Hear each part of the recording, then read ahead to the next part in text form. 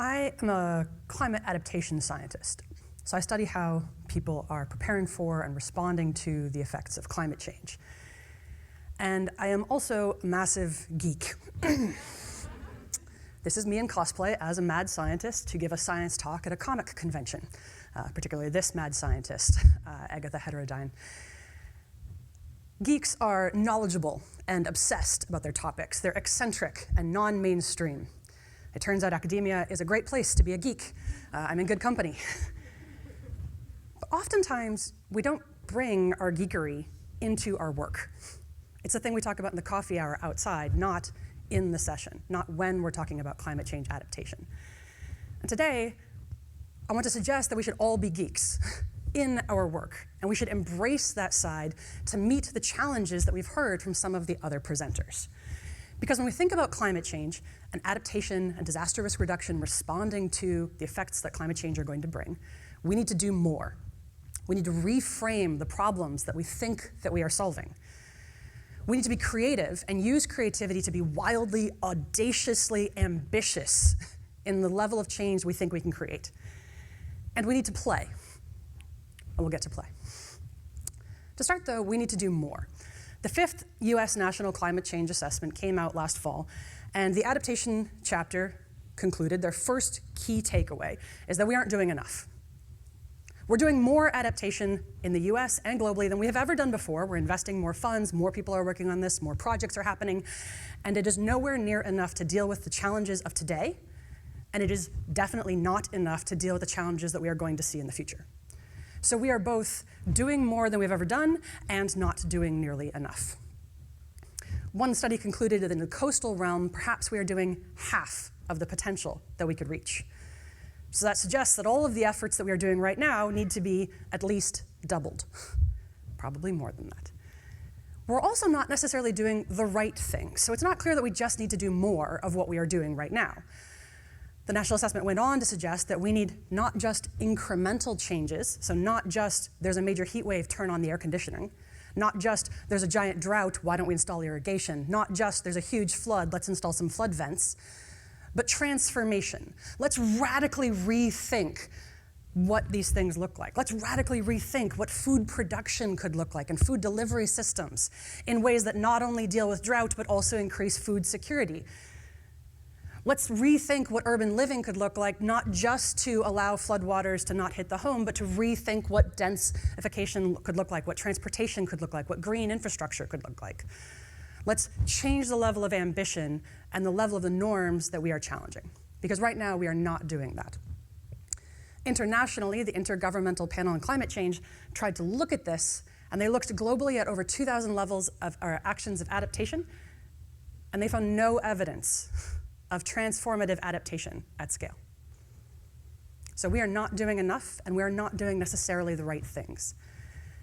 And this is a challenge because climate change is going to challenge us in ways that we haven't been challenged before. It is going to ask things of us that we haven't had to deal with before. We are going to have to boldly go where no one has gone before and do new things. And that is scary and exciting. And we should embrace both. And we can embrace both with some of those geek tools like reframing and thinking in eccentric, non-mainstream ways, leveraging the creativity and the play that comes with that. So I'd like to challenge you right now to write a haiku. 575. Yeah.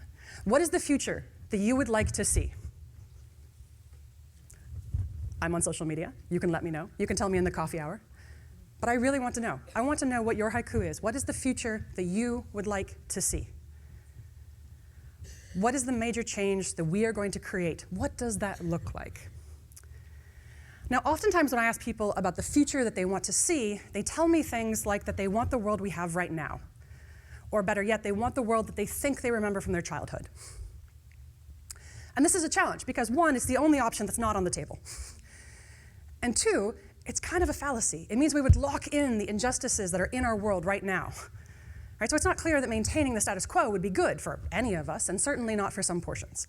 And so if we think about 80 years in the future, or 60 years in the future, since we're at the 60th, and we think back 80 years or 60 years ago, 80 years ago was 1944. The US was preparing for D-Day. Yeah, things were a little different. 80 years into the future, the world will probably be at least as different from today as today is from 1944. Back to the Future promised me hover cars, or hoverboards, yes? I'm promised, Star Trek has promised me that there will be protein food productions that will produce cake on demand, yes? We will have technologies that are as unfathomable and inexplicable to the future to me as TikTok is to my grandmother. Like, we will have something. And probably we can't predict what that is, but it will look different. And so our job as climate adaptation scientists and disaster responders is not to preserve what we have now against change and against hazards. Our job is not to maintain today. It is not recovery to the day before the disaster. Our job is to choose the future that we are building. The US Geological Survey uses this framework, the RAD framework, to think about resist, accept, direct. The choices we get to make are not to maintain what we have today. They are which changes will we try to resist and prevent, which changes will we accept, and which changes will we purposefully try to make happen in the future.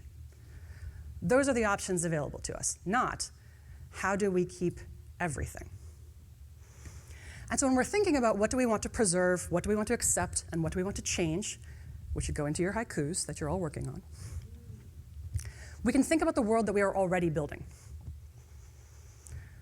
I think a lot about the coasts and a lot about sea level rise and flooding.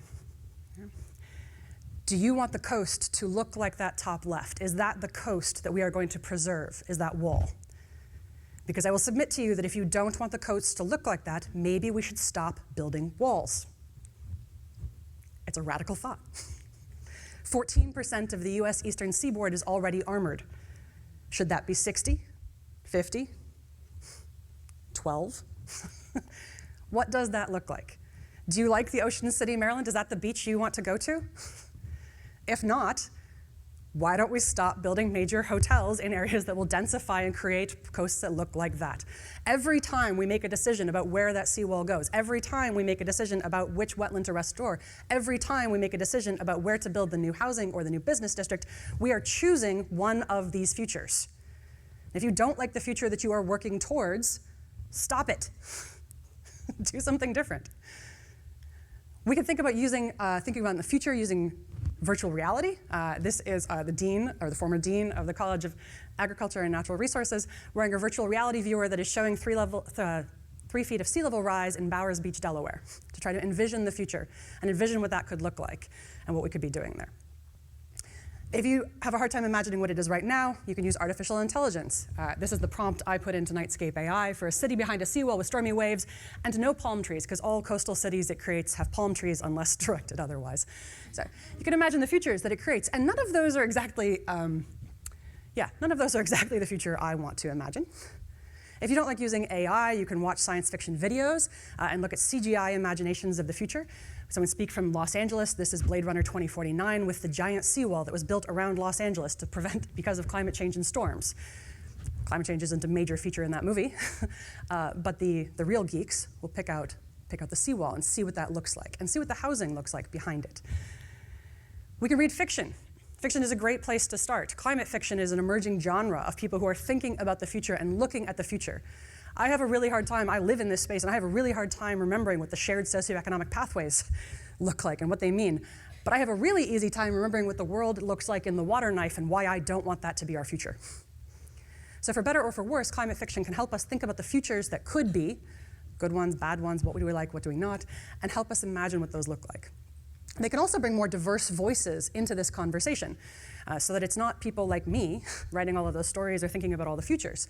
We can have indigenous voices, African American voices, LGBTQIA voices, kind of other perspectives of what a future might look like that has a broader set of inclusion, that was not just about us making incremental shifts to today, but really radically rethinking what's possible in the future. We can play. Ask me about video games. We can talk about it for a long time. There are video games, there are board games. There are so many games that we can play where we can experiment with the future and we can think about what is possible in this realm. We can play through Floodland, which is literally, like it sounds, a city that has been majorly flooded, and you are making decisions about how you would rebuild in the aftermath of a flood.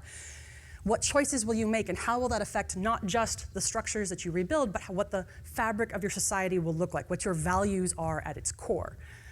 Some of these I haven't played, but you can build through a resilient city. You can think about the path resilience in haikus. Sims 4, you can actually convince your neighbors to have a bond measure to put in solar power and think about recycling programs in games. The United Nations Playing for the Planet initiative estimates that 3 billion people on the planet play video games. So the reach of games like this also has a massive implication in terms of communication. Playing, it turns out, is actually really powerful. It's one of the most powerful things we can do to unlock our creativity. If we need to do things that are different, we need to think in a different way. We need to experiment with new ideas. And that, it turns out, is a wonderful place for play. The people who play make time. They reap the benefits in terms of greater productivity, more creativity, and greater health and happiness, which is something we all wish for, and I wish for all of you. So we need to play. And this doesn't mean just going to playgrounds. It doesn't mean just playing in board games or video games. It can also mean taking a playful approach to your work or to your meetings or your presentations. It can also mean writing haikus. Haikus have been shown to increase creativity and sensitivity to topic. No poets in the room will be surprised by this, but writing haikus can help you engage in a playful mindset, partly because they take off some of the restrictions that we normally put on ourselves. You no longer have to speak in complete sentences. You don't need citations or references for that idea. You don't even have to fully articulate in a paragraph description what the future is you want. What I want you to do is what sci-fi author Robert Heinlein would call grok it. Right? I want you to understand it at an emotional level that is so deep it is intuitive. Because most of us grok the future that we want. When I showed those 4 photos of the future, most of you had an emotional reaction to at least one of those images that was positive or negative. You grok it. You understand whether you want that future or don't. You might have a difficulty expressing it in scientific terms, but it's there. And creativity, play, can help bring those out in ways that are more explicit, and having explicit conversations about the futures that we all want help us to have better conversations about the futures that we are creatively and actively building right now. So we can use these kinds of geek tools to think about how we're going to do more, because we need to do not just more, but new things, new innovations, and levels of action that challenge the assumptions that we have baked into our society. That can help us reframe by rethinking what the goals are of our actions that are not to preserve today, but are about choosing tomorrow and actively choosing the changes that we are going to fight for or that we are going to resist. We can use the power of play and our non-mainstream eccentric geekiness to think about creative ways of approaching that future. And we can build creativity as a skill to help us get there. And one way we can build that creativity and build that skill set is by playing and making space for ourselves to play, for our students and our peers and our colleagues to play, and to play with ideas, with words, with visions of the future, and also just to make space for our brains to play with ideas and to think about the future that we want. Because when it comes to the future, Antoine de Saint-Exupéry writes in The Little Prince, it is not about predicting it. It's about making it possible. Because we are actively building the future every single day. So what kind of future are we going to choose?